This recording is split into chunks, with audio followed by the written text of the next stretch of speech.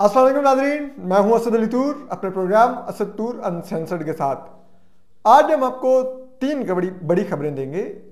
एक तो बड़ी खबर होगी जो हम बात करेंगे, जो चंद रोज़ पहले हमारे एक वीलॉग में जो डीजीआईएसआई साबिक थे और अब कोर कमांडर पेशावर हैं, लेफ्टिनेंट जनरल फैज़ हमीद, उनके बारे में जो खबर दी गई थी, जिसकी आईएसपीआर ने तरदीद की थी, जिसके एक हिस्से की तरदीद की थी, वो जो दूसरा हिस्सा है उसकी तस्दीक अब चौधरी परवेज़ इलाही जो काफ लीग के रहनुमा है उन्होंने कर दी है। हम आपको इस पर भी बात करेंगे। इसके अलावा आपको एक्सक्लूसिव खबर देंगे कि army chief general Qamar Javed Bajwa ने जो लम्स के तलबा थे उनसे खिताब में क्या बात की, कि हम वो जो बातें उन्होंने की, काफ़ी सारी उनकी बातें हैं। उन्होंने हफीज़ बलोच जो लापता बलोच तालिब इल्म है उन पर बात की, इमरान खान से जो वज़ीर-ए-आज़म हैं उनसे अपने इख्तलाफात पर बात की। इसके अलावा उन्होंने हम सहाफ़ियों के बारे में बात की, मेरे और अबसार साहब के बारे में बात की, हामिद मीर साहब के बारे में बात की। इसके अलावा उन्होंने जो मुल्क में जो मज़हब का जो कार्ड इस्तेमाल होता है उस पर बात की, जो कादियानियों के साथ जो हो रहा है पाकिस्तान में उस पर उन्होंने बात की, और इस तरह की दीगर उन्होंने इश्यूज़ पर जो बातचीत की। हम ये आपके लिए मुल्क की सियासत पर उन्होंने बात की। ये सब कुछ हम आपके लिए एक्सक्लूसिवली लेके आएंगे। और उन्होंने 2 सर्वे भी करवाए इस खिताब के दौरान, तलबा से 2 उन्होंने सवालात पूछे, वो भी हम आपसे जो है एक्सक्लूसिवली सारा कुछ शेयर करेंगे। इसके अलावा हम आपको ये भी बताएंगे कि अभी जो एक बड़ा धमाका हुआ है, इस पर सबसे पहले बात कर लेते हैं। वो सिंध हाउस का धमाका है। कल सबसे पहले हसन अयूब ने यह खबर ब्रेक की थी कि, और जिसके बाद पीटीआई के लोग ट्वीट करने लग गए, वज़रा के हमारे लोगों को अगवा करके अपोजिशन ने सिंध हाउस में महसूर किया हुआ और हमने उनको रिहा करवाने के लिए ऑपरेशन करेंगे हम, अदरवाइज अगर छोड़ दे पीपल्स पार्टी उनको सिंध हाउस से निकलने दे, वो अगवा हुए में, ये वो इस किस्म की इन्होंने बातचीत की। लेकिन आज वो MNAs मंजर आम पर आ गए हैं सिंध हाउस में। उन्होंने, हम आपको अब एग्जैक्ट नंबर भी बताते हैं MNAs का क्या है और असल कहानी क्या है। तो देखिए, इन MNAs की तादाद जो सिंध हाउस में है बकौल राजा परवेज के राजा रियाज के 24 है, जिसमें जहांगीर तरीन ग्रुप के तमाम MNAs हैं, नूर आलम खान वगैरह हैं, नवाब शेर वसीर वगैरह। उनकी हमने खबर आपको याद है, आज से 2 हफ्ते पहले दी थी कि नवाब शेर वसीर के हल्के में PMLN ने वो सर्वे भी करवाया है और तलाल चौधरी के मुकाबले में उनको टिकट देने को प्रेफर किया जा रहा है। तो इस तरह के 24 MNAs सिंध हाउस में मंजर आम पर आए हैं। उन्होंने कहा है कि हम ओपनली PTI के साथ हैं। अब जो इतलात आ रही हैं कि 9 दीगर MNAs भी हैं जो शायद पंजाब या सिंध के किसी एक शहर में एक जगह पर इस वक्त मौजूद हैं। तो कुल करीबन 33 से 40 MNAs का एक चंक है जो PTI छोड़ चुका है और वो इस वक्त अपोजिशन के कैंपों में छुपा हुआ है और अपनी मर्जी से छुपा हुआ है। क्यों? क्योंकि उनको ये खर्चा है कि उनको वोट नहीं करने दिया जाएगा। और अब हम बता रहे हैं कि इमरान खान साहब ने पिछले एक हफ्ते से उनके पास ये इतलात थी, उनको IB ने ये रिपोर्ट की थी और इमरान खान साहब ने IB की रिपोर्ट ज़रा ये बताते हैं कि गवर्नर पंजाब चौधरी सरवर से भी शेयर की थी कि मेरे खिलाफ 202 वोट आएंगे अगर मैंने कुछ ना किया तो। जिसके बाद जो उनके पास IB की रिपोर्ट थी जिसमें नाम थे मुख्तलिफ लोगों के जो अब मंजर यहाँ पर आ रहे हैं कि वाकई अपोजिशन के कैंप में हैं, उनकी लोकेशन ट्रेस करने का उन्होंने IB को कहा था कि जियो फेंसिंग करके उनकी अलग एग्जैक्ट लोकेशन ढूंढने के वो कहाँ पर है और उनको हम अगवा कर लेंगे ताकि वो वोटिंग के दिन वोट करने आ ही ना सके। लेकिन अपोजिशन तो मंजे हुए सियासतदानों की है, तो उन्होंने इस वक्त कुछ को सिंध हाउस में छुपाया हुआ है, कुछ को कहीं पर, और अब PTI कह रही है कि वो अगवा हुए हैं। अगर अगवा हुए हैं तो इन MNAs के अहले खाना जाके FIR कटवाएं कि हमारे वालिद को या हमारे भाई को अगवा कर लिया गया, तो फिर उसकी बाजियाबी के लिए समझ आएगी ऑपरेशन करने की। ऐसा तो कुछ है ही नहीं है, वो सब लोग अपनी मर्जी से ठहरे हुए हैं। और अब ये कह रहे हैं जी ये खरीदे जा रहे हैं जरदारी हाउस में पैसे देके, सिंध हाउस में पैसे देके। भाई बात ये है, अब नूर आलम खान साहब मल्टी बिलियनियर है, उन्होंने चंद करोड़ में बिकना है। ये सब लोग जो छोड़ रहे हैं इस वक्त PTI, ये अगले टिकट के लिए छोड़ रहे हैं। इन जमातों से अगला टिकट लेंगे, पीपल्स पार्टी, PMLN और JUI है, ये इसलिए छोड़ रहे हैं PTI। ये अपनी सियासत लॉन्ग टर्म की देख रहे हैं। आपके साथ किसने इमरान खान साहब खुद कहते हैं कि लोगों ने फैसला कर लिया कि अगर इस अपोजिशन के साथ जाना है तो उससे बेहतर है मेरे साथ डूब जाए, यानी कि वो खुद कह रहे हैं कि है मैंने डुबोना ही है पाकिस्तानियों, तो इन तीन के साथ में जाओ, मेरे साथ डूब जाओ, ये वो लोगों को बता रहे हैं। तो ये MNAs नहीं उनके साथ डूबना चाहते हैं, ये अब कश्ती से छलांग मार गए हैं। तो अब इमरान खान साहब की अब हालत देखिए कि जो शख्स बार बार कहता मुझे तो जरूरत ही नहीं थी वजारत उस्मा की, इस तरह से कंप्रोमाइज होके ये हुकूमत में आया, ठीक है, इस्टेब्लिशमेंट के पैरों में बैठ के इसने बाकायदा पूछल हिलाई, दुम मारी, उसके बाद उन्होंने इसको वज़ीर-ए-आज़म हाउस में ला के रखा, ठीक है। और अब ये कहता था मेरे बार 10 लोग आ जाए, अब अपनी पार्टी के 40 के करीब MNAs कह रहे हैं तुझे वोट नहीं करना, और कह रहा नहीं मैंने तो प्राइम मिनिस्टर रहना है, लड़ रहा है। पाकिस्तानी फौज को जानवर कह रहा है, आर्मी चीफ को कह रहा है कि जी ये फजल मान के लिए मुझे डीजल कहने से रोकते थे, इन MNAs को कह रहा है कि जनाब ये बकाऊ हैं और इनको खरीदा जा रहा है और फलान है ये। अब अरे भाई जानने दीजिए, अभी भी थोड़ी सी गैरत दिखाइए। अब जो नजर आ रहा है वो ये है कि ये मामला शायद वोटिंग तक जाएगा ही नहीं, वोटिंग के बगैर ही इमरान खान साहब की पार्टी ओवर हो चुकी है।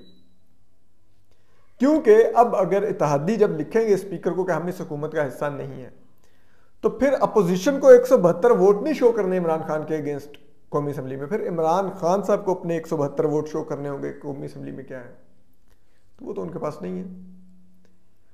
तो ये हालत है इमरान खान साहब की, और उनकी party is now over until unless Pakistani फौज बाकायदा उनके रेस्क्यू को आए और गैर आइनी किरदार अदा करे, सियासत में बराह रास्त मुदाखलत करे।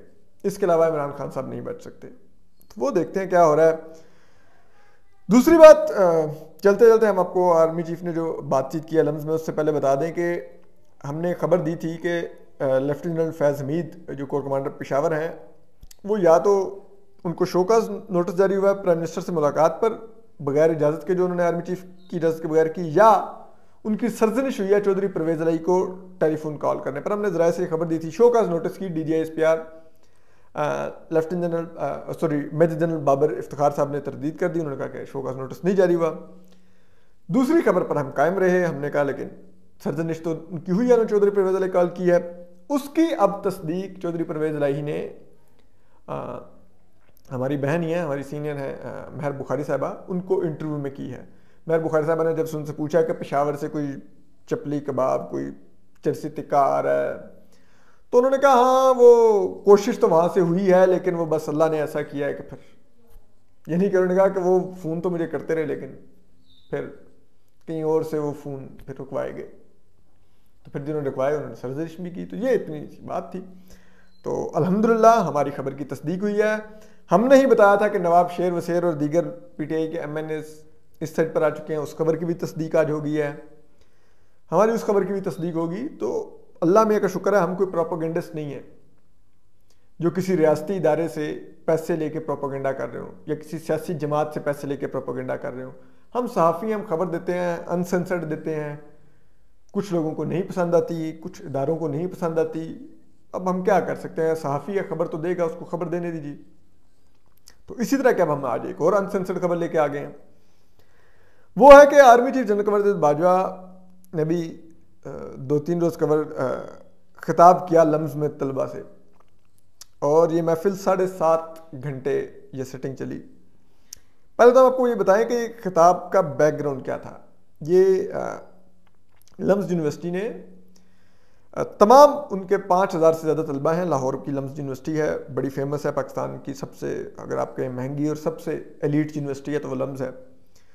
तो 5000 के करीब वहाँ पे तलबा हैं। उनको ईमेल भेजी गई कि आर्मी चीफ आ रहे हैं अगले हफ्ते, जो जो तलबा उनसे उनकी खिताब को और उनसे सवाल जवाब में इंटरेस्टेड हैं वो अपने आप को रजिस्टर करवाएं, और साथ एक फॉर्म भेजा गया कि आप इसमें अपना इंटरेस्ट आप लिख के तो रजिस्टर करवा लें खुद को। अब अगले दिन तक 1800 ईमेल्स रजिस्ट्रेशन की आई यूनिवर्सिटी इंतजामिया को, जिसके बाद यूनिवर्सिटी इंतजामिया ने अगले दिन ये रजिस्ट्रेशन रोक दी। और उसके बाद जब वो 1800 तलबा थे उनको फिर एक नई ईमेल गई। जरा ये बताते हैं तलबा जरा कि वो कहते हैं कि नई ईमेल आई जिसमें हमसे एक फॉर्म था जिसमें हमारी पर्सनल डिटेल, हमारे घर का एड्रेस, हमारे इंटरेस्ट, हमारे ताल्लुकात, ये वो सब कुछ ईच एंड एवरी डिटेल मांगी गई थी। हमने वो फिल करके वो वापस भेजी। फिर ज़रा ये बताते हैं कि फिर ISI के लोगों ने उन तमाम 1800 तलबा के तहकीकात की, और वो तहकीकात का मौजू ये था कि ये जाना रहे कि ये कोई तालिब इल्म कोई एक्टिविस्ट तो नहीं है, कोई समाजी कारकुन वगैरह, इसके कोई ख्यालात तो नहीं है। फिर ये देखा गया कि उसका सोशल मीडिया क्या है, उसका जायज़ा लिया गया। फिर उनके घरों पे जाके चेक किया गया कि इनका किसी सियासी जमात से ताल्लुक़ तो नहीं, इनके सियासी ख्यालात क्या हैं, सियासी वाबस्तगियाँ क्या हैं, अगर हैं तो। फिर उनमें से प्रेफर किया गया जो ऐसे बच्चे थे जिनके वालिद या माँ में से कोई पाक फौज का हिस्सा रहे हैं, और यूं करके 250 उनमें से तलबा सेलेक्ट किए गए कि वो जो देखे गए कि बड़े अच्छे ख्यालात के हामिल हैं, बड़ी मुस्बत सोच रखते हैं पाक फौज के बारे में, उनको फिर इसमें बैठने की इजाज़त दी गई कि वो आर्मी चीफ का लेक्चर भी सुनेंगे और उनसे सवाल जवाब भी कर सकेंगे। जो कहते हैं तकरीबन 28 से 30 तलबा ने सवालात भी किए आर्मी चीफ से। और इसमें जो इंटरेस्टिंग बात थी कि स्पेसिफिकली जो एजेंसीज थी उन्होंने बलूचिस्तान का कोई तालिब इल्म नहीं बैठने दिया। गो कि आर्मी चीफ ने इसको किसी और तरीके से उन्होंने देखा इसको, लेकिन बलूचिस्तान के किसी तालिब इल्म को बैठने की इजाज़त ही नहीं मिली। हुआ ये ज़रा ये बताते हैं कि आर्मी चीफ जनरल कमर बाजवा ने जब वो आए, उन्होंने लेक्चर वगैरह दिया, उस दौरान उन्होंने फिर सवाल किया कि हाथ खड़ा करें यहाँ पर से बलूचिस्तान के कितने तलबा हैं, तो एक हाथ भी खड़ा नहीं हुआ। तो उस पर आर्मी चीफ ने कहा कि देखें इतना बड़ा सूबा है और उसका कोई तालिब इल्म ही नहीं है यहाँ पर, और आप देखेंगे। तो इस तरह की उन्होंने बात की। फिर उसके बाद जनरल कमर बाजवा ने बातें की मुख्तलिफ इश्यूज़ के ऊपर। उन्होंने बलूचिस्तान के बारे में उन्होंने बात की। उन्होंने कहा कि वहाँ पे हफीज़ बलोच के बारे में उन्होंने बात की, जो भी जिसके लिए पिछले 17 रोज़ से इस्लामाबाद में कैंप लगा रखा है, धरना दे रखा है बलोच तलबा ने कि हफीज़ बलोच जो लापता हैं उनको रिहा किया जाए, जो कायदे यूनिवर्सिटी में MPhil के तालिब इल्म हैं, और खुशदार से उनको गैर कानूनी तौर पर अगवा किया गया था रियासती इदारों की तरफ से। उसके बारे में उन्होंने बात की। उन्होंने कहा कि देखें बलूचिस्तान की डायनामिक्स डिफरेंट हैं, और वहाँ पर जो अब इंसर्जेंसी हो रही है, वो जो अमेरिका असला छोड़ के गया है, उस असले के जो नाइट विजन गूगल्स हैं और दूसरे हैं, वो चीज़ें इनके हाथ लग गई हैं और बड़े वेल ट्रेंड इंसर्जेंट्स हैं, तो उनका अटैक हमारे लिए बहुत बड़ा चैलेंज बन गया है। वो बड़ी महारत से उस टेक्नोलॉजी को इस्तेमाल कर रहे हैं हमारे अगेंस्ट। फिर उन्होंने कहा कि जो हफीज़ बलोच के लिए अभी कैंप लगा हुआ है जिस तालिब इल्म के लिए, वो हमने नहीं, पाक फौज ने नहीं उठाया, ना हमारी किसी एजेंसी ने उठाया, उसको CTD ने उठाया है। बकौल आर्मी चीफ के उसको CTD ने उठाया, क्योंकि उसके मोबाइल में उसके राब्ते मिले थे BLA के लोगों से जिनसे वो बातचीत कर रहे थे। तो वो मामला देख रही है CTD, और वो भी जो भी उस पर नतीजे पहुंचेगी तो फिर उसके मुताबिक या तो हफीज़ बलोच को रिहा कर दिया जाएगा या उनके खिलाफ कार्रवाई की जाएगी। एक तो ये उन्होंने बात की। दूसरा उन्होंने कहा कि ये वज़ीर-ए-आज़म इमरान खान पे बात आ रही है, तो उन्होंने वज़ीर-ए-आज़म इमरान खान से भी अपने इख्तलाफात का जिक्र किया। उन्होंने कहा कि इमरान खान साहब को मैंने कहा था कि जो UNGC में जो यूक्रेन के ऊपर हो रहा है रेजोल्यूशन, उसके ऊपर पाकिस्तान को रूस के यूक्रेन पर हमले के मजम्मत में वोट देना चाहिए, और जो यूरोपीय यूनियन और अमेरिका और दीगर मगरबी ममालिक जो रूस के खिलाफ करारदाद लाए हुए हैं उसके हक में वोट देना चाहिए।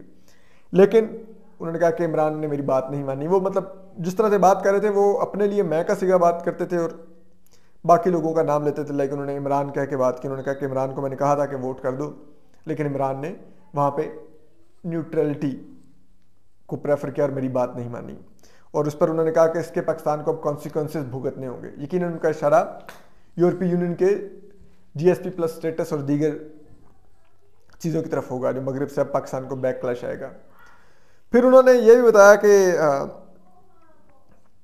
उन्होंने फिर वहाँ से तलबा से कहा कि देखें आप बातें करते हैं सियासत की, तो इन सियासतदानों को आप ही इलेक्ट करके भेजते हैं। उन्होंने सवाल किया कि हाँ, कि आप में से कितनों ने इमरान खान को वोट किया हुआ है। उस ऑडिटोरियम में 250 करीब तलबा थे, तो कहते हैं 90% तलबा ने हाथ खड़ा किया कि हमने इमरान खान को वोट किया था। तो उन्होंने कहा फिर आप खुद बताए ना, आप ही लोग तो इनको लाते हैं, तो फिर हमसे क्या गिला करते हैं।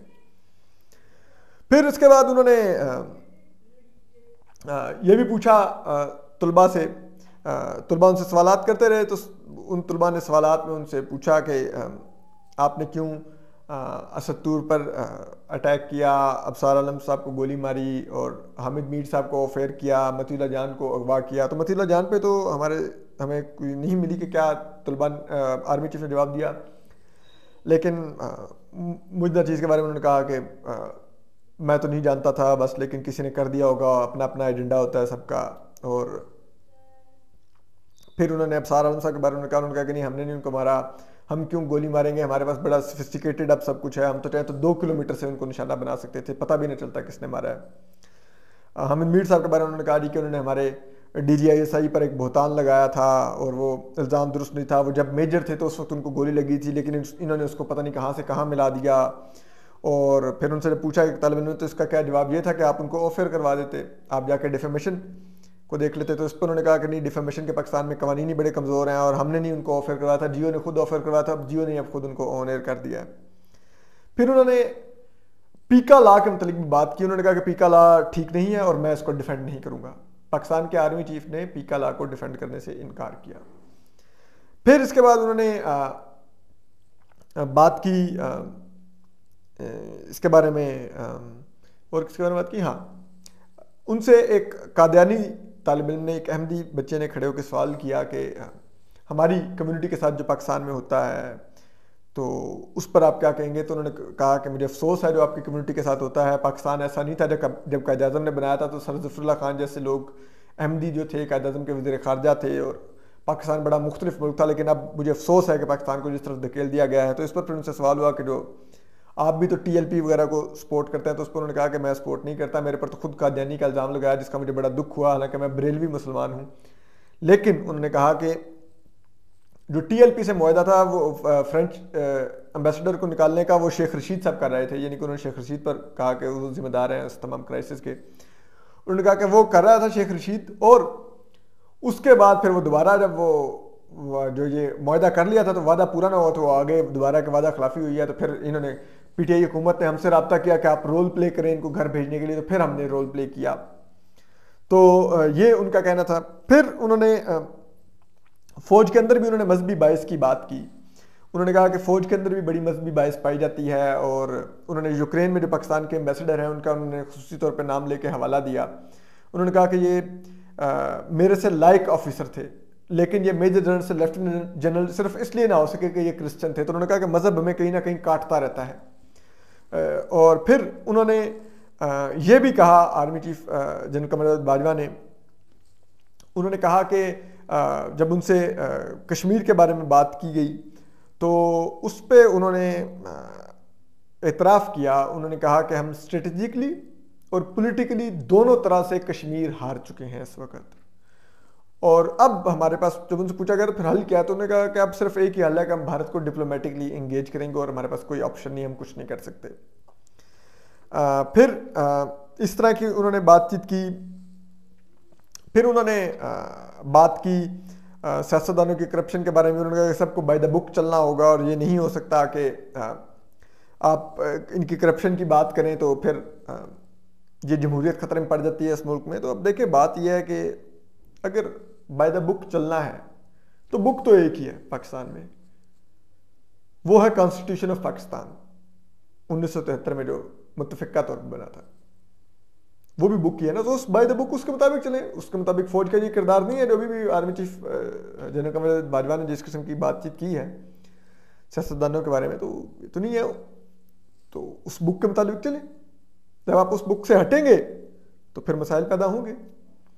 आर्मी चीफ जनरल कमर बाजवा ने, अगर आपको बहुत ही ज़्यादा आप कहते हैं कि एहतसाब होना चाहिए, जमहूरियत खतरे में नहीं पड़ती, तो फिर आसिम सलीम बाजवा के एहतसाब से आगाज़ कीजिए।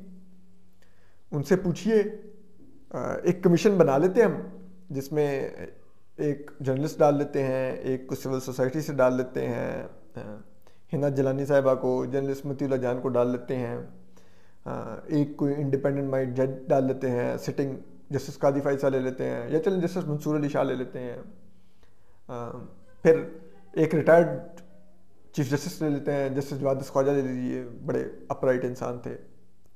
और उनको कहिए कि आप आसिम सलीम बाजवा साहब से मनी ट्रेल लें, वो जस्टिफाई करें उन्होंने ये कारोबार इतने एसेट कैसे बनाए हैं। दूध का दूध पानी का पानी हो जाए ना, हमारे सियासतदान तो इस छलनी से रोज गुजरते हैं। आसिम सलीम बाजवा अपने आधे एसेट्स जस्टिफाई कर देंगे कैसे बनाए हैं, पूरे तो छोड़िए। तो हम भी शायद देने बजाएंगे, हम कहेंगे हो हमसे तो गलती होगी, दूध का दूध पानी का पानी हो जाएगा ना।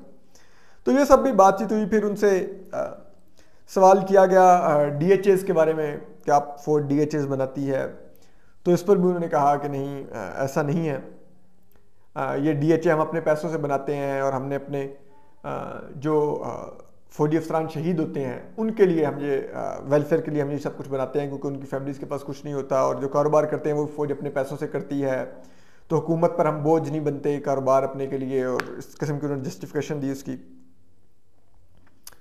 इसके अलावा उन्होंने मतलब ये सब कुछ उन्होंने वहाँ पर बातचीत की है। और उन्होंने ये बातचीत की कि पूरी दुनिया में इवन के अमेरिका में भी जो पेंटागन है वो इनपुट देता है फॉरेन पॉलिसी के मैटर्स में, तो हम अगर देते हैं तो कहते हैं कि ये मुदाखलत कर रहे हैं, और देखें हमारी तो हम देते भी हैं तो वो नहीं मानी जाती। तो ये सब कुछ उन्होंने बातचीत की, हमने आप तक लाए हैं एक्सक्लूसिवली। अपना ख्याल रखिए, सलामत रहिए, अल्लाह हाफिज़।